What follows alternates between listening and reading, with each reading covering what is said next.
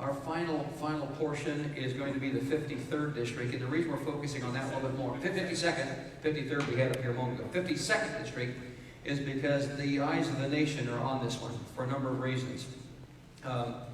Kirk's opponent, I had a warm conversation with him. He said I'd be glad to meet with him, but the next day his staff called and said he would not be coming.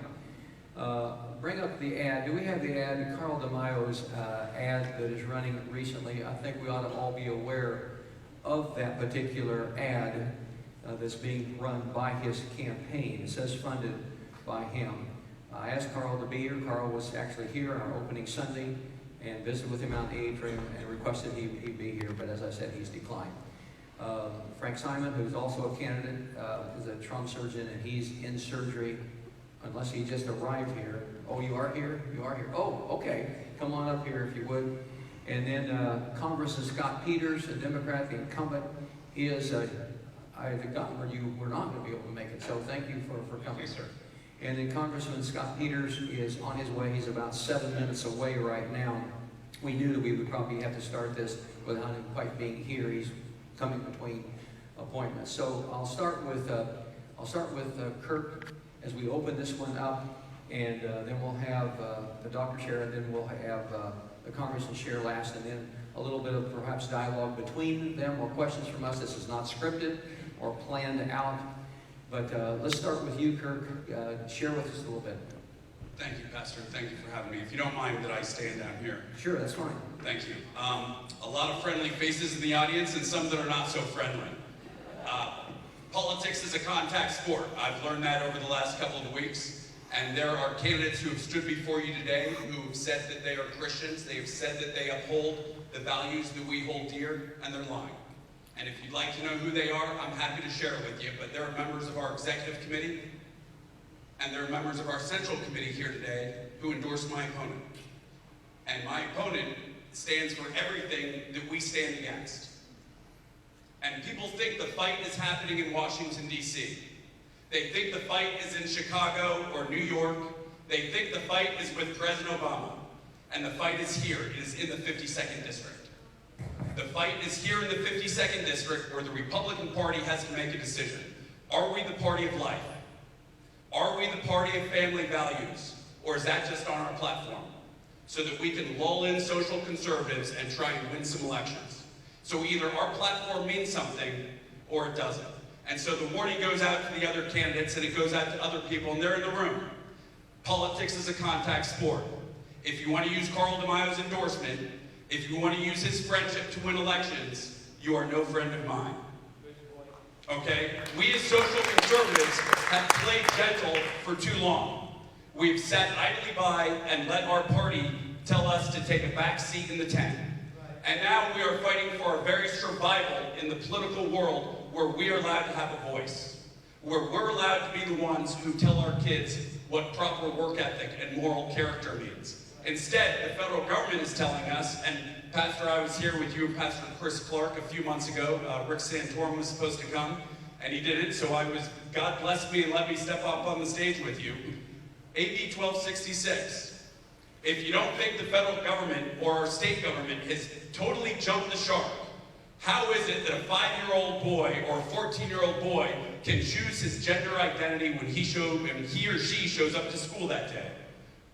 All right, none of us want to be called bigots. None of us want to be bullies. But at some point, the federal government made a decision that parenting is not our job. It's their job. And when they start telling us what kind of light bulbs we should be using, we've jumped the shark. So when I go into the room, and I am the only candidate that walks into a room full of 100 Democrats and introduces myself. And it's not because I'm seeking their vote. I'm seeking to be respectful and to not be divisive. And I'm willing to do more than 8-second sound bites to get our point across. Because we are aching for somebody who is willing to carry our voice and be articulate. And I pray that I make us proud. I pray that I don't embarrass my mom and dad sitting in the back. Our family doesn't do politics. We've left that to other people. I'm a 4-time combat veteran and a CIA officer.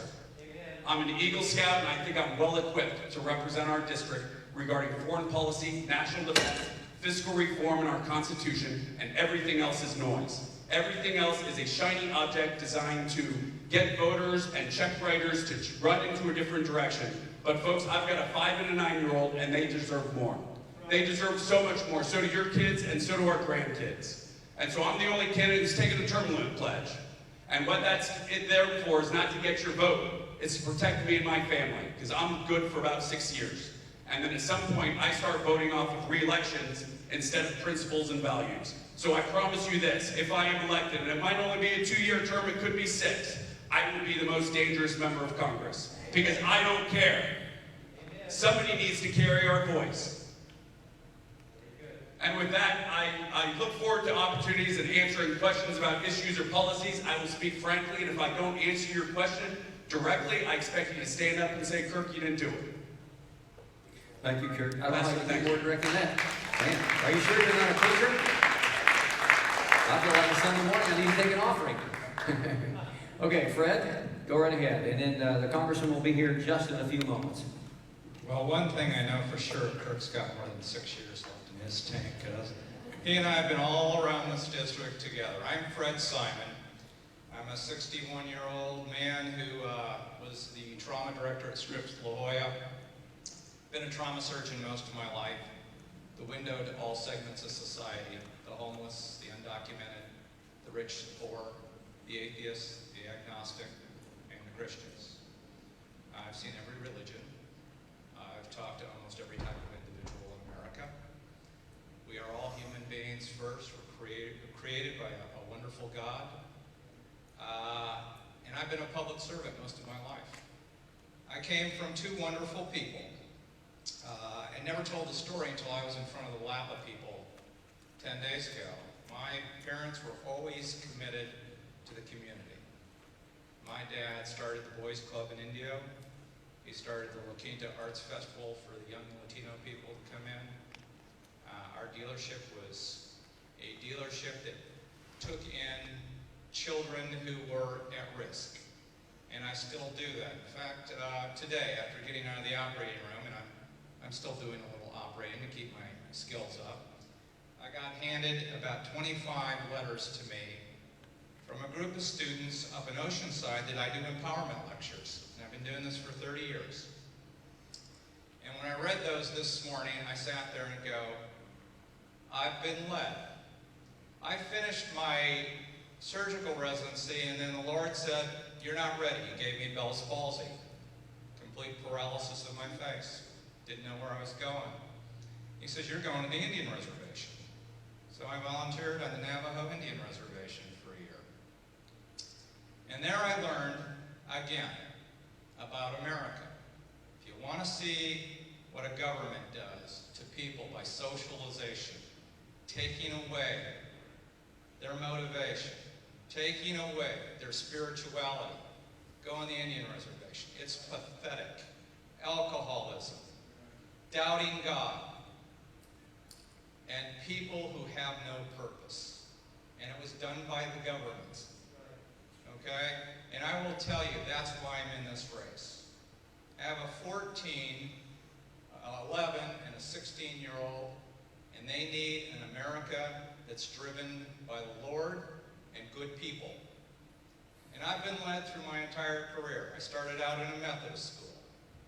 I went to a Seventh-day Adventist school. I dated a Lutheran. I'm a Catholic. I've been to almost every church you can imagine. And every time I go to a church, it didn't matter. Christians, good people, focused on the right aspect of life. Public servants for the Lord. And that's been my life. I've been very quiet about it. I've lived my life, and I've tried to do it by example. But I will tell you, I'm one of the toughest, relentless people you ever want to meet when it comes to standing up for values. Quality of care, human beings, and their welfare has always been the foremost for me. And you can ask anybody in this county. They know who I am. And I don't tolerate, and I will not accept low-quality people, because that isn't what the Lord wants us to be. We are to be the highest quality we are, no matter at what level we participate. If you participate with the Lord, you're participating at the highest level. Now, the fundamental of my campaign is education. 7,000 children in this country will drop out of high school today. We don't have vocational trade schools. We as a society don't respect the service industry. Everyone doesn't need to go to college. Everyone needs to have respect, be motivated, and empowered. I do not believe in entitlement. Entitlement is the destruction to our civilization, to our spirituality, and to this country. And we need to stop the entitlement. We need to, though, be the people of the heart and the brain and empower each other and empower children. And that's what I'm all about. I'm Fred Simon, running for the 52nd District. So keep the microphone. Since Scott Peters is going to be joining, let's have him sit over there, if you don't mind coming over and sitting closer to Kirk, and we'll let him be over there. And Pastor, we do, Fred and I get along like gangbusters. We enjoy Gangbusters, is that a good thing in this That's, case? that's a good thing, Pastor. We have dinner together and we talk together all the time. So. Are you, I think if I picked up, you're both a part of the Catholic Church, is that accurate?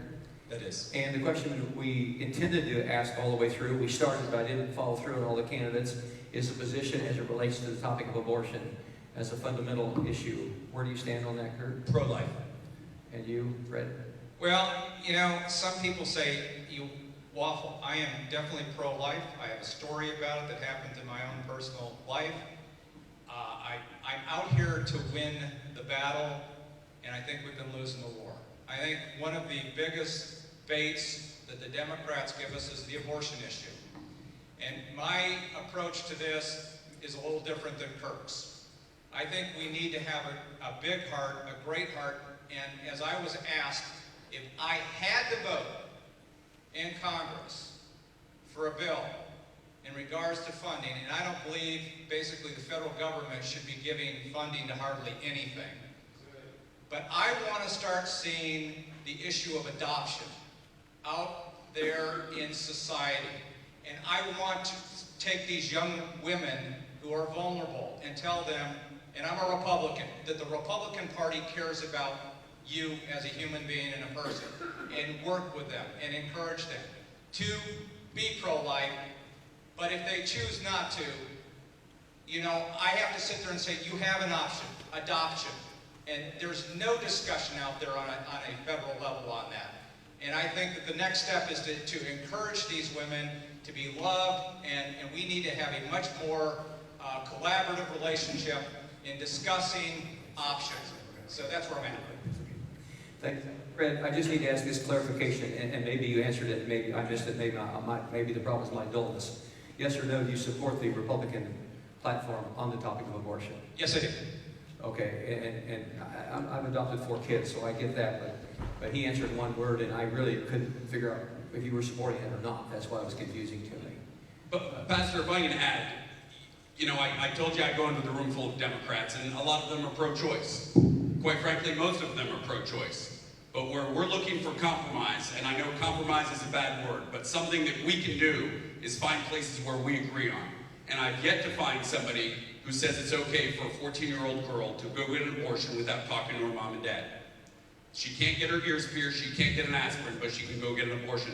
And even when I speak to the most adamantly pro-choice people you've ever thought of, they agree with us. And that is another example of where parental rights are being taken away by the government. So yes, I am 100% pro-life, but I wanted to articulate one thing where there are things that even the pro-life and pro-choice people can agree on, and that is give parents back the ability to parent. Very good. Congressman Scott Peters, thank you for coming. I know your schedule has been wild and intense, and you just arrived here. We've been here since 9:45 with vigorous discussions. Candidates, Republican, Independent, and Democrats. A lot of issues, a lot of things have been talked. A lot of statements back and forth, and so it's been a good Q&A time as well as vigorous discussions among some candidates. So thank you for coming at this time. The 4th person in this race, Carl DeMaio, declined to come. He originally thought he might, but then he declined later on. So I'm appreciative of your coming. Each one of these has taken about approximately 5 minutes just to talk to the crowd uninterrupted without any questions. share their heart or they want to share. So let me just turn the microphone over to you right now, and go ahead and introduce yourself, etc. And then take about 5 minutes, then we'll come back for some, this is unscripted, either questions among yourselves or from the audience. Okay, thank you very much. And thank you very much for the invitation. I appreciate that. This is a very impressive place, and it's nice to be with you today. I'm Scott Peters. I represent the 52nd District. These folks will probably explain it to you. Sorry, I'm just coming out of the car to give you the regular speech, but I live in La Jolla. Have had 2 careers. I was a lawyer for about 16 years, and then I went into local government and loved the things you could do in local government, the things you could accomplish for your community. I was a city council member and then city council president, first city council president in San Diego, and then went on to become the chairman of the Port Commission. In 2011, I saw Congress broken, probably at one of the lowest points, at least in my lifetime, I'd seen. They couldn't come to agreement on a budget, and had played with paying our bills long enough that we actually got our credit downgraded for the first time as a nation. My kids, I would never have done this had my kids been younger. They were both, one was in college, one was scheduled to go to college in the fall. I talked to my wife, I said, this is something that I can do. I'd like to go help. My dad is a minister. I was raised in a middle-class family in Michigan and New Jersey. My mom worked as a church secretary. We were a middle-class family, and I was given a chance because the government stood behind me. I had a great public school system I could go to. When I went to college, I went to Duke University. I got financial aid, I got grants, I got some low-interest loans, I got a work-study job. They still have work-study jobs. At that time, I made $2.60 an hour cleaning the pigeon cages in the psychology department. But it wasn't great. It was 30 cents more an hour than answering the phones. But the next year I went for the answering the phones job.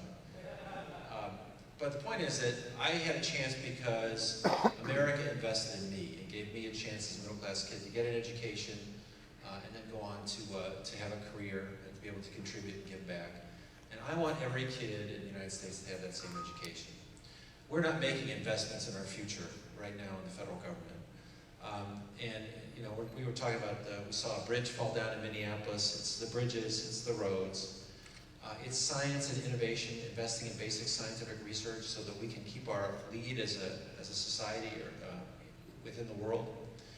And it's investing in education, things like financial aid, because the cost of education is really becoming a burden for most middle-class families. We have now more student loan debt than we have credit card debt. And that's a situation I think as Americans we want to step up and want to give everyone a chance to succeed. So I understand also that it's not free, that we need to make some sacrifices.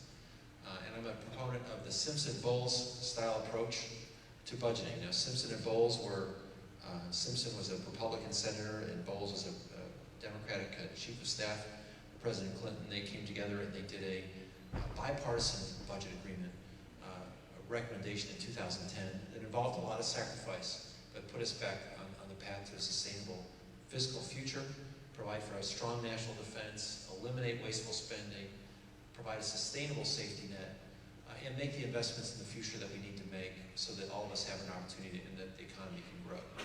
I try to take the most bipartisan approach that I can. When I was in the city council, we didn't have split votes, Republican and Democrat.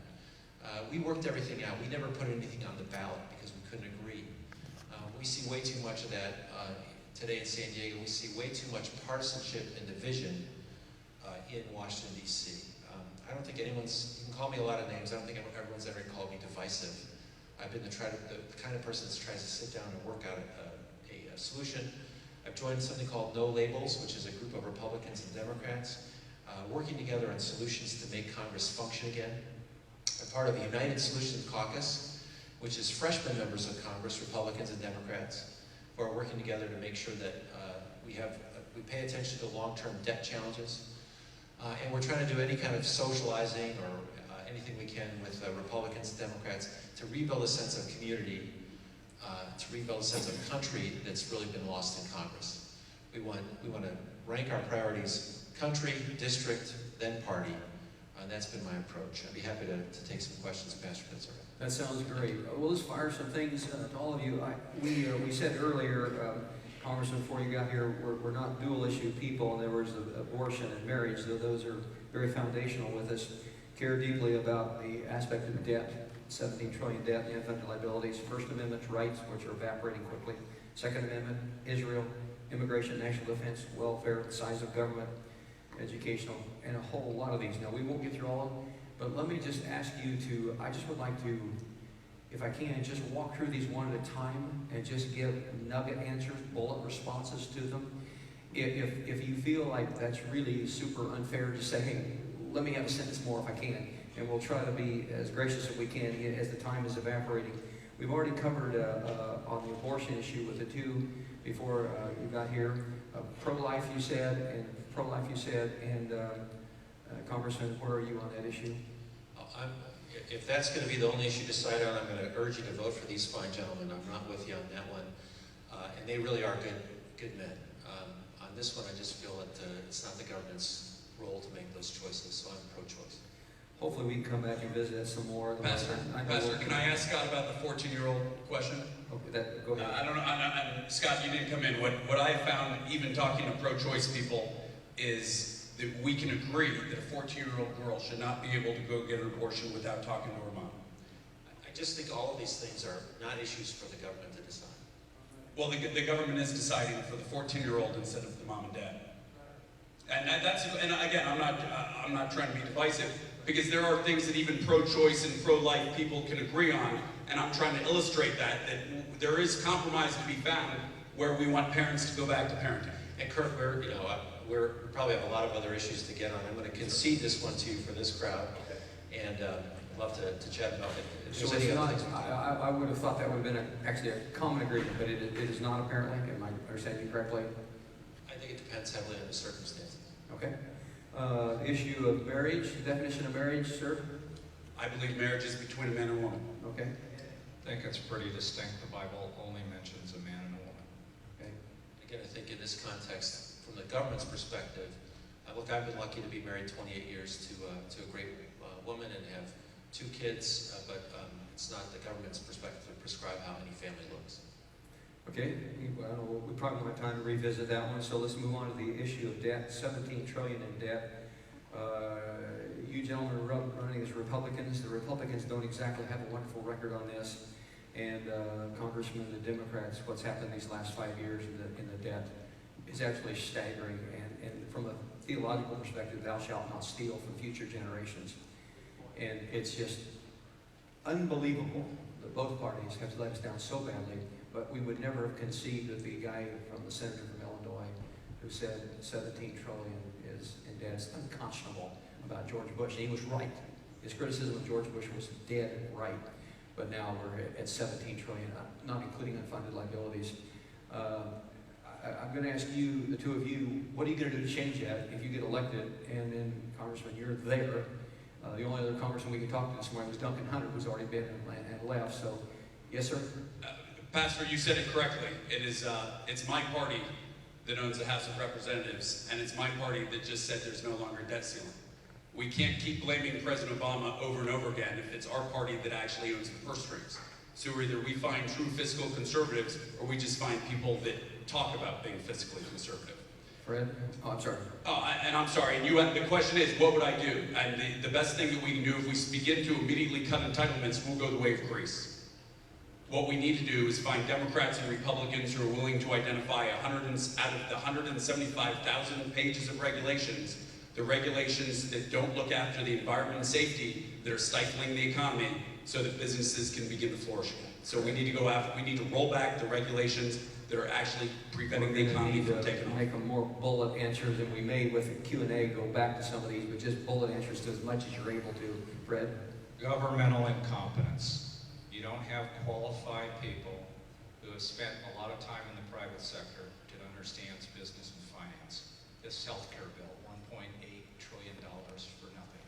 It hasn't accomplished anything. $1 trillion default in education loans. Who's doing this? Why are they doing this? Who are the special interests involved? Where is all the money gone? $700 billion for the bailout. Where's the money? Where's the improvement? It's incompetence. We need to start looking at all of these people we've elected, career politicians, people connected to special interests, and tell me where the money's going. And how do we fix it? You can integrate healthcare, decrease Medicare. You can do a good education policy and decrease the cost. You can go to all the entitlements, including welfare, by getting kids employed as welders and whatever, and you decrease the whole budget. I still apologize for curtailing. Scott, in the last 5 years, a Democrat president has run it beyond anything we ever imagined. Talk to us. Well, you know, I think I'm a newcomer to this too, and obviously wasn't there for the bailout, wasn't there when Obamacare was passed. But we have to figure out what the answer is, and I would offer a couple thoughts.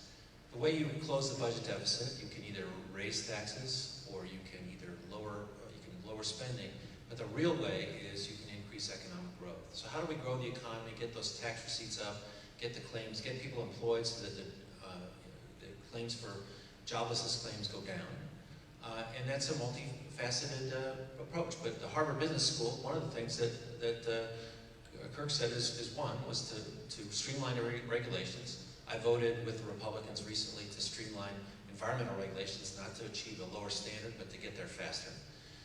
We have to do immigration reform. Immigration reform Let's go on the other areas right now. Just well, I'm stay saying with you the asked about that. you just asked about closing the budget deficit. It's about growth. It's about tax reform, immigration reform. It's about investing in infrastructure, scientific research, and education. Should our government spend less than what it currently is? Yes, probably. Well, I think part of it is eliminating waste as well. Is there a way to get Republicans and Democrats to agree to spend considerably less? In your home and my home, if we're spending more than we're taking in, we have to adjust. We have to spend less. And that's true for every entity. That's true for this church, corporations, companies, educational institutions. We can't continually spend more. Is there a way for Republicans and Democrats, if he was in Congress, I'd be asking him the same question, but to get together and to cut the spending considerably? And you want to cut the deficit, right? It's more than just cutting the spending. That's what Well, you got to cut It's the about growing the current spending. The current spending has to be cut. It's about growing the economy, and it's about reforming the tax system to generate the kind of revenue that will pay for. So you don't think the spending needs to be addressed, the current spending of the I government? think it's three parts. I'll say it again. Okay. It's spending, it's taxation, and it's economic growth. My question was just on the spending You part. asked about the bill. debt. That's what results in the debt. The disadvantage to all of you is I'm asking for nugget answers to something you have reason to give paragraphs to. So thank you for being so gracious. First Amendment rights are evaporating at an alarming rate. I'm heavily involved with the Alliance Defending Freedom, a group of 2,200 attorneys. I record their rating spots for them. So I'm aware of the lawsuits all over the nation going on, the loss of religious liberties. I'll start with you this time. Scott will alternate. Scott, talk to us about that. About Do you sense there's a loss of religious liberty that we ought to be concerned about in this country? I'm not sure I'd be able to be more specific about that. I just talk about a specific instance. I will say, you know, the one place where we've seen it locally, and working with Duncan Hunter on this, is keeping the cross in Mount Soledad as part of a. What about Christian people who are coerced to provide services for so-called homosexual weddings when it's a violation of their conscience, or in the case of Hobby Lobby, being required to provide abortifacients or to support homosexual marriage, those kind of laws? Do you think that is a violation of a Christian conscience? The Hobby Lobby, no, I don't. You don't? You think they should be required to provide that? Hobby Lobby is a corporation that doesn't have religious views. The corporation should be complying with the law. So if you're a group of people who own a company, you have lost your right to have religious views. It's the Green family. They surrender The corporation can't have religious views. The people who own them, they happen to They own can it. have But you're religious saying that they are not allowed to express that. So the freedom of religion is gone. If you own a corporation, you cannot do that. That is your No, position. that's not my position at all. The corporation is given a lot of protections under the law. The corporation is a separate entity from those owners. If you sue the corporation, you can't get at the owner's money. The corporation has no religious liberty. The corporation has to follow the law, which, you know, under the law that was passed, you have to provide certain health services. Right? I believe in each individual's personal rights and personal freedom, which is the fundamental concept of the Constitution. The father of it, James Madison, said it very distinctly. And I think when you take anybody's personal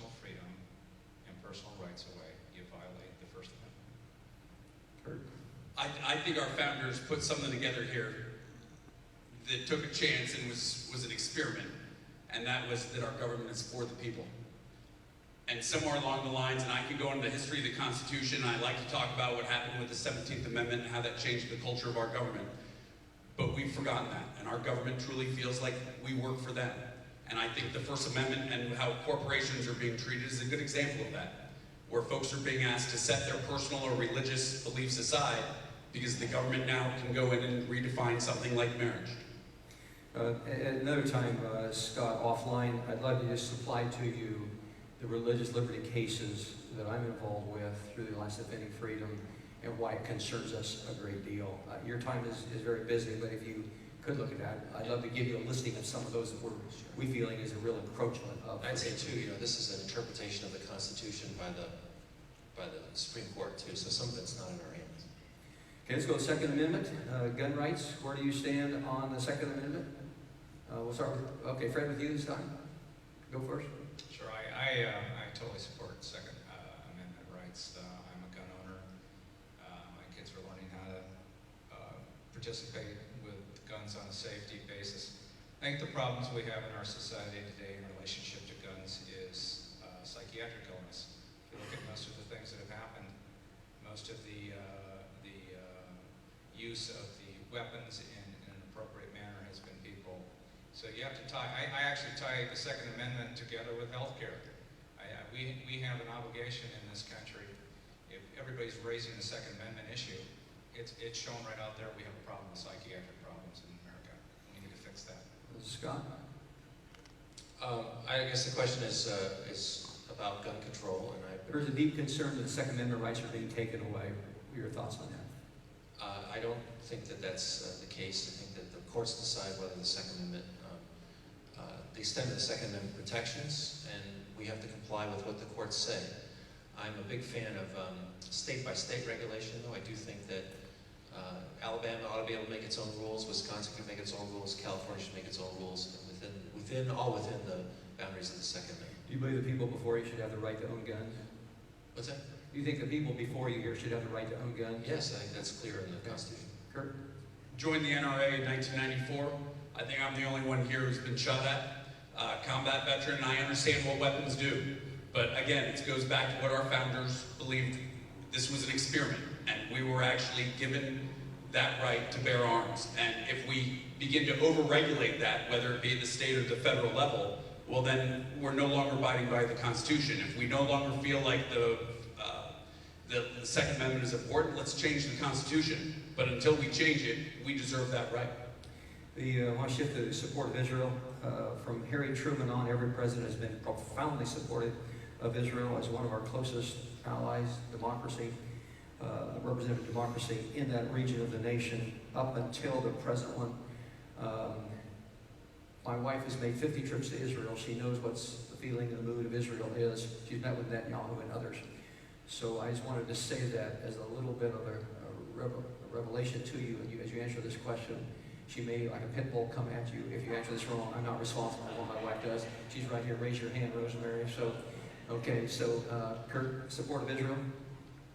Pastor, I've spent most of my adult life living in the Middle East. I know what we're up against with Islamic fundamentalism. And in the 90s, I used to hunt down people indicted for war crimes and genocide. Israel is a special country. It's a special state. They need our help. They need our friendship. And we should be able to recognize that friendship without letting the rest of the world say, why is the U.S. continuing to help Israel? Israel has a special, we have an obligation to Israel.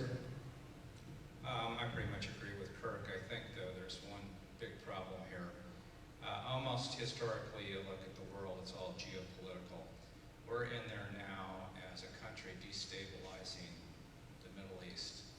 Syria is tribal. Afghanistan is tribal. We don't, as a government, understand who we're dealing with. We are not going to democratize Syria. We're not going to democratize Afghanistan. We need to stay out. The more we've been doing in the Middle East, the more we have put Israel at risk. We need to listen to Israel. They understand what's going on over there. We need to stay out of there. We need to support them. They're a very, very solid, good, loyal ally, and I'm 100% behind them. Scott?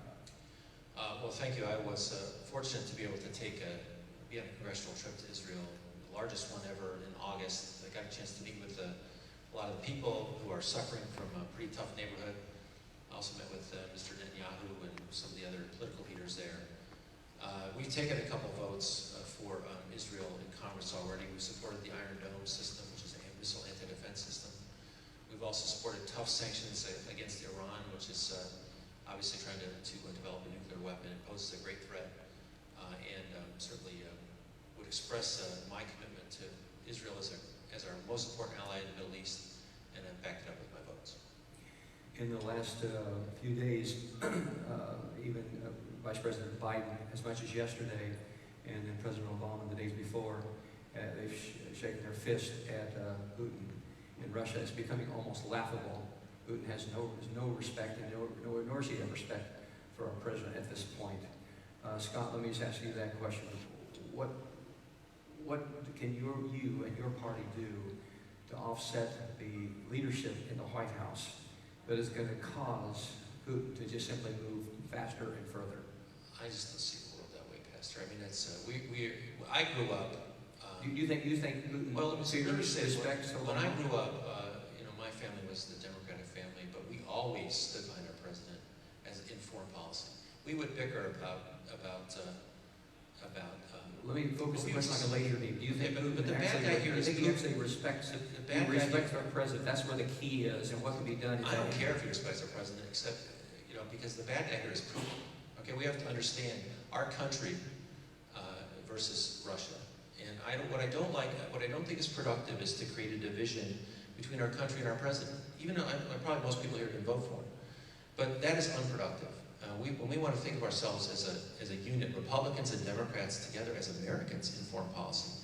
So I don't really think it's fair to make this a party issue. We are America in the world. We have to decide what our role is with respect to Mr. Putin. Well, what was not a party issue, I think it may be more of a person issue or a lack of leadership issue. That Putin does not fear the White House enough to stay within his own boundaries. And this man is now requiring Jews to register, like we saw in Czechoslovakia before World War II. We know with people on the ground that the Christian pastors are being taken to Siberia. This is for a fact. I've been on the phone calls that is taking place. And why is he doing this? He's doing this because he has no reason to fear anything from the United States. And it seems to me, as one citizen, that his shaking his fist and say, "Don't you do that anymore," is having no impact on people. Am I wrong? And we'll come over to you, Kurt. Well, I think the premise of it is still, it's not just Mr. Obama who forms the foreign policy, it's Congress behind him. And so I think that, that Congress has really got to look itself in the mirror and say, if the president needs our support, will we support him, or are we going to make a political issue out of it? I don't want to make a political issue. I don't think you do either. If you were president, what would you do? I'm not president. If you were, you were position of leadership more than as a member of Congress, what would you do? I actually don't have the information the president has to make a decision recommendation, so it's not a question I could answer, really. Okay, Kurt. Pastor, in some ways, I'm gonna go along with Scott on this, and how unique is that, where two people from opposite sides of the political spectrum can agree? The world, we don't want to be the world's policeman, but the world needs our leadership. We are still the United States of America. We are the only people that can hold others accountable for their actions. When President Assad and his military regime made the decision to use chemical and biological weapons against 1,400 men, women, and children, he crossed a red line. President Obama said he crossed the red line, and Republicans laughed at him for it. But it wasn't President Obama that put the red line in the sand. It was our grandparents 100 years ago during World War I that said chemical and biological weapons are to be outlawed.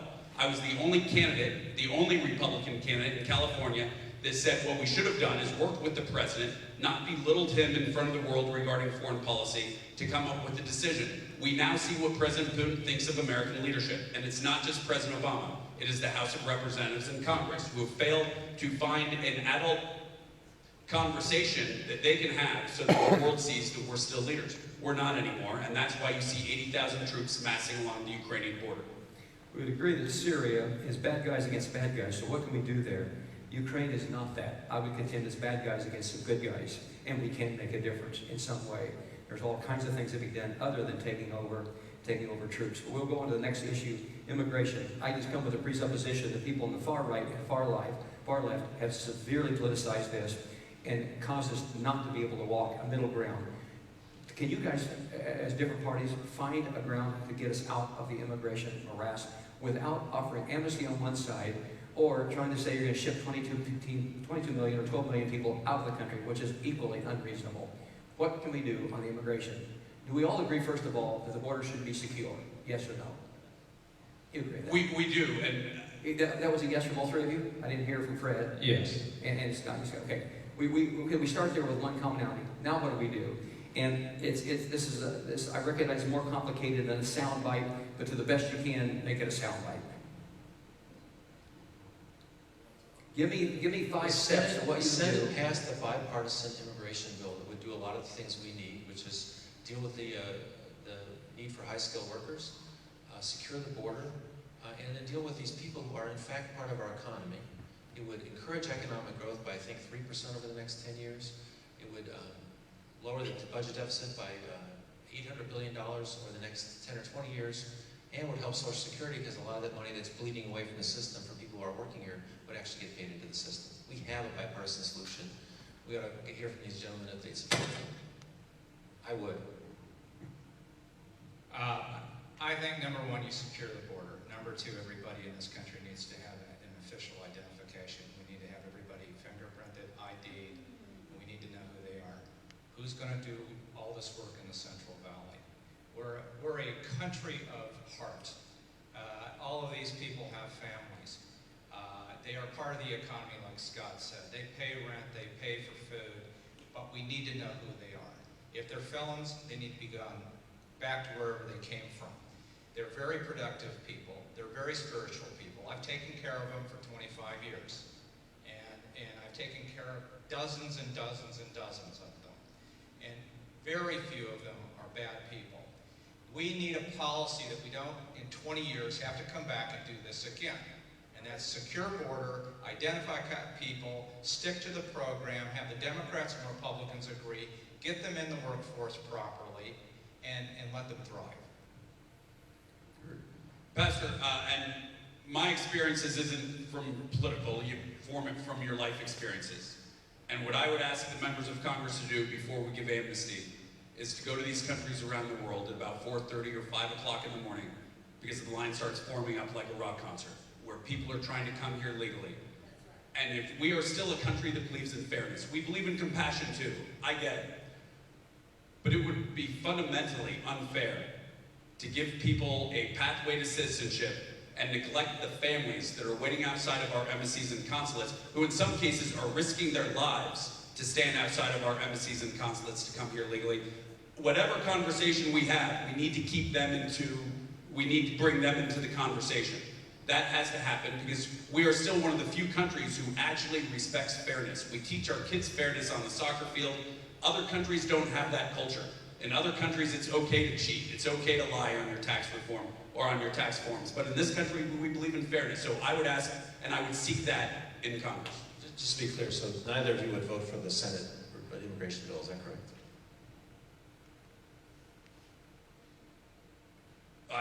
What is outlined does it have several steps in it? For example, It could come to the floor today. It could come to the floor today. The vote was taken by the Senate with almost 70 votes, Republicans and Democrats, to deal with all these issues. It's available if the Speaker of the House would put it on the floor tomorrow, it would pass. I just thought if they would tell us if they would vote for it. Outline the top 5 components of that bill so we're all on the same page. It's $40 billion in. It's very well known, but it's $40 billion for security along the border. It provides an increased number of visas for high-skilled workers. It provides a long pathway to citizenship for the folks who are here. It's supported by the U.S. Chamber of Commerce and the labor unions. It's supported by the farm growers and the farm workers. It is right before us. And there's another question, there's another issue that Kurt raised, but this is an issue that would deal with the border tomorrow, if we could get it on. And so all we need is support from the Republicans in the House to let us vote on it. See, Pastor, I don't understand why we have to wait for tomorrow to secure the border. That doesn't, why should we be held hostage by members in Congress from both parties as to secure our border. And it's not always about us, because there are families going to sleep tonight in Tijuana and Mexicali that don't have enough locks on their doors. That's because changing the we've started- subject. But can you answer the question? Would you vote for the Senate bill? If there's a pathway to citizenship that doesn't include the people waiting in line, absolutely not. Okay, you would not either. No, Scott, I'd have to read the rest of it by the components that you're talking about a big, most of these bills are, hundreds of pages. So I can't carte blanche say that I'm going to vote for something. You guys are running for Congress. You ought to be familiar with the most comprehensive immigration proposal that's on the table. Scott, when you say comprehensive, and we hear it with immigration, we hear it with healthcare, it means none of us are going to comprehend it. It's 900, the Farm Bill was 979 pages long. It spent $1 trillion, and very little of it had to do with farming. Well, they voted against the Farm Bill. Okay, But that's the problem you'll face in Congress, is that you're going to have to deal with these big issues. You guys have more time actually to look at it as candidates. Did you read the health care bill? I didn't vote on the health care bill. Did you read the health care bill? You're in Congress right now. I've read it. I've read many parts of it, but I didn't vote on Okay, it. well, I've read all of it. So, you know what, you can't read Let's every talk about single, immigration. I know, but Scott, you're sitting here, don't sit here and do this, okay? You know what, I can't read every single bill that's come before Congress. You haven't read the health care bill, and so, well, I didn't vote on the Senate bill. There hasn't been a vote yet on the Senate bill. Well, I understand that. So I'm But prepared there's to a vote law on in place right now called the health care bill that you're supporting and have voted for. You've supported voted it. for You don't support it? I have not voted for it. I voted. Do you support it? I support implementation because it can't be repealed. But you don't even know what's in it. It's not going to be repealed. Well, I'm going to pull us down. You guys are very vigorous on this one, and this just helps us understand how much difficult it is. I was in hopes that there would be some common pathway in terms of a fine, learning English, actual pathway that could be provided that's respectful to those who've been standing on the outside and yet address the reality. Because the reason we have this problem is the failure of the federal government, Obama and George W. Bush, on enforcing the policies, and by not enforcing the policies have created an enormous staggering non-law by default enforcing. And so that's why I don't favor shipping 12 million people out of the country, but that's not an option because our government allowed this, closed their eyes intentionally. I went to a border school, I attended border school with a group of pastors down on the border, and one of the sheriffs of the Sheriff's Association came and spoke to us, and they told us they're pleased, the Obama administration, they're pleased with the George Bush administration, who would not assist them. 31 county sheriffs along the border that comprise that organization. Siggy Gonzalez is the president of it. And so we were down there and spent time with them.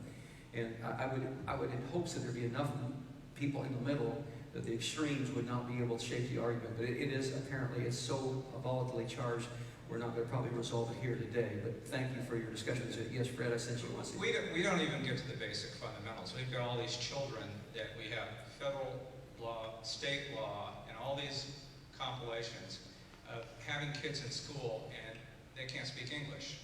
They come to the hospital, they can't speak English. We've got so many problems to address. You can't take a simple bill. So when we look at this whole issue, yes, it needs to be comprehensive, but we need to look at how we can assimilate these people into our society in a better way than they are. I think we all agree on a strong border. So at least there's a commonality there. Is that correct, all three of you? Yes. Let's go on to the next one. In terms of national defense, our current president has reduced the size of the military substantially recently. I'm going to assume, Scott, you're supportive of that, but I don't want to presume that you can speak for yourself on that one. Are you supportive of that? Do you feel our national defense is better or worse than it was 5 or 10 years ago? Do you feel we're more precarious as a nation in the world in the area of defense, or are we in better shape than we were? Fred, we'll start with you. I'm going to start with this because I didn't get to comment on Putin. Again, I think historically we can look at the world and it's geopolitical, and America must be strong. We must have a strong military. We must have a strong presence. The world is dependent on the United States to have a presence. NATO was weak because America was weak. The Ukraine was sitting there. There was a potential to go in the European Union, and it didn't because of the weakness of NATO and America. We're in the circumstances we're in now because of weakness. We will never, ever survive in this world with a very weakened America. So our military needs to be strong, prepared, and supported. I just looked at what time it is, and I'm running us way past, so I'm going to have to bring things to a close. Just a quick comment from both of you. Constitution is clear that the Congress's job is to be able to raise an army and maintain the Navy. And the difference, it's not maintain an army and a Navy, it's raise an army, maintain the Navy. We're in San Diego, and so right now we're on course to have a smaller Navy next year than we had before World War I. And people can use excuses about technology, and we've got satellites and airplanes, but at the end of the day, if we don't keep the sea lines of communication open, it's done. We're now pivoting to the Pacific, and we're almost using that to pat ourselves on the back. But when we're having to move forces from the Atlantic into the Pacific, we've done something wrong. I agree with what these gentlemen have said, and I think the challenges are getting much broader because we never thought we'd have to worry as a Navy about Antarctica. We never thought we'd have to worry as an Air Force about space, but the frontiers are bigger, the area we have to defend is bigger. The thing I'd point out, though, is that one of the biggest challenges to the Armed Services Committee is the sequester. The sequester was a product of a dysfunctional Congress in 2011. I ran on the concept of no budget, no pay, and we got our first budget in 3 years in Congress. It's not a perfect budget, and we don't fix sequester by 2016. Sequester is the across-the-board cuts. Then we're going to be back in the same boat we were in 2011. And that's not the job, just the job of President Obama. He can throw out a budget, but now he's got a budget to the levels that Congress has given. And so we're making choices. And like I said, we have to go back to those things I tried to talk about in terms of economic growth, to grow the economy so that we can afford the kind of national defense that the country deserves and frankly the world needs. All three of you, the issue of, is the size of the government too big and overreaching, or is it not large enough and it needs to go wider? Go ahead. Too big, Pastor. Overreaching. We've talked about the light bulbs. We've talked about abortion and everything else. I think everybody understands where I feel on the size and the scope of the federal government at this point. We need smaller government, and we need a lot better governing. Incompetence exists in Washington. We need a smarter government. You wouldn't reduce the size of it? I might, but it needs to be smarter. I think one of the problems we face too is that the government is really, Washington DC in general has a hard time with innovation.